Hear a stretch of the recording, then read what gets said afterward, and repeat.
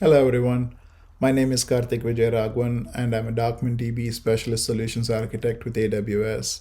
The last video, I did a console walkthrough for a cluster we created in a video prior to that, and I showed you how you can perform scale operations and how you can create manual snapshots with DocumentDB.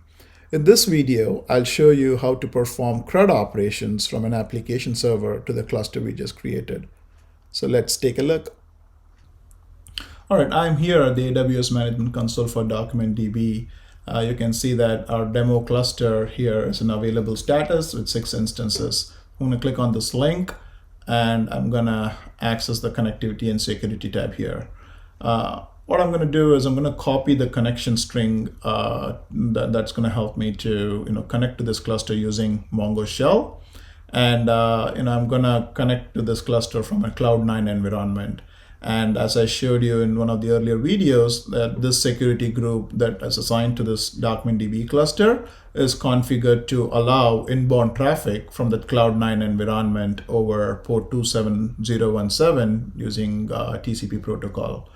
So let's go to the Cloud9 environment, which is basically an EC2 instance running on a browser. And there are a couple of prerequisites required before you, connect to DocumentDB.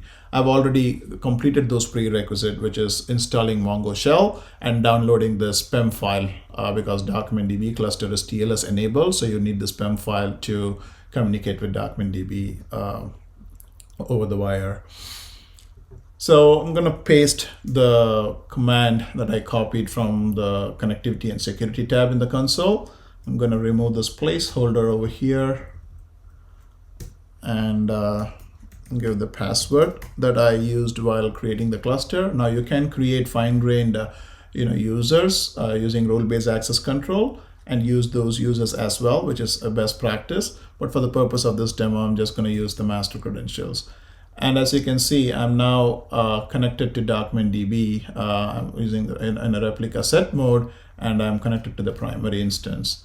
So let's perform some MongoDB commands here, right? I'm going to see what databases are available. This is a new cluster, so there are no databases or collections available. So let's create a database called catalog. So use catalog will automatically create a database and and then allow us to use that database. So it says switch to the database catalog. Right, so now I'm going to perform some CRUD operations, like I'm going to insert some records into DocumentDB. So I'm going to paste a command over here, which is saying insert into database, which is catalog, a collection called products. This collection doesn't exist right now, but upon completion of this command, it will create a collection called products. And I'm going to insert a document into this collection called products. So I got an acknowledgement that one record was inserted. So that's a very simple, insert operation that inserts one record. What if I want to insert multiple documents in one command, right? So MongoDB provides this insert many operation. So you can use that insert many. And in this case, I'm inserting 5 documents to my DocumentDB cluster. So, and I did enter, I see that I get an acknowledgement with 5 object IDs that are returned, indicating that the 5 documents are inserted into DocumentDB.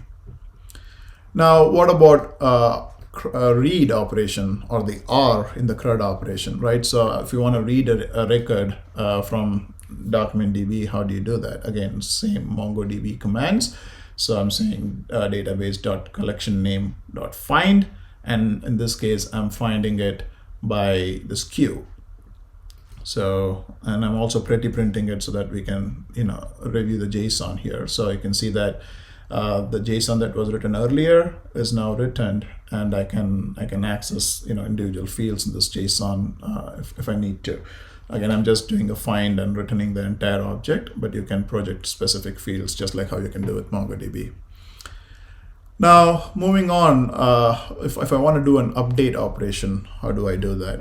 Again, so straightforward update API. So you can use this update operation and say, in this case, the first parameter is filter. So I'm saying filter the record where this Q is, this particular number, and then I'm updating that document. In this case, what I'm saying is set a reviews array. So I'm adding a reviews array to this document, just to this one document, and it's basically an array of ratings and review.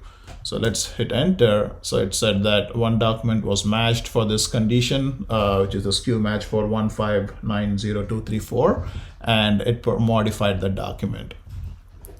So let's go ahead and read that document again. So we can do a find operation on the document for that SKU, and when I read it, you can see that the record which was earlier returned with ID, name, SKU, description, inventory is returned again with all those same values, but review array or reviews array is now appended to this document. So we have successfully updated the document, and now we are able to read the document. And then lastly, if you want to remove a document, or the D in CRUD, which is delete, how do you do that, right? So you can use the remove operation. So I'm saying, again, the parameter inside this is filter condition. So I'm saying remove a document with this SKU 8976045. So when I do that, I get an acknowledgement that the document was removed. So that tells me that we found the document, and DocumentDB removed the document for us. So that's about what I wanted to cover in this video. Again, it's very simple CRUD operations. The idea is that you can use MongoDB APIs, and you can also perform complex aggregation, and use various operators like group and lookup for joins and so on and so forth. But for the purpose of this demo, I wanted to show that DocumentDB is compatible with MongoDB, and you can perform CRUD operations using the same APIs and operators that you're already familiar with. So in this three-part video series, I showed you how you can create a DocumentDB cluster using the AWS Management Console.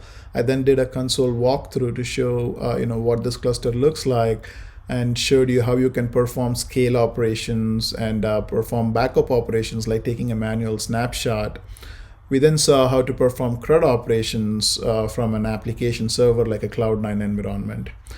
I hope you found these videos useful and you were able to learn something new about DocumentDB. Until I see you in a different video, you please take care of yourself and stay safe.